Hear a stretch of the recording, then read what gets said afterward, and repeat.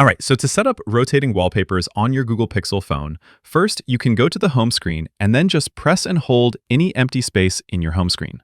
Then we're going to go to Wallpaper and Style. Once you're there, you'll see an option for More Wallpapers. Tap that, and if you're trying to set up rotating wallpapers, you're going to have to stick to one of these collections here.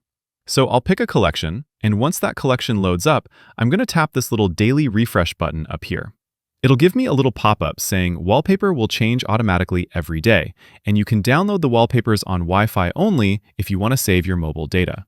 Then I'll just hit OK, and it's going to give me a little preview on how today's wallpaper is going to look on my lock screen and my home screen. After that, I'm all set, and now my wallpapers automatically change every day.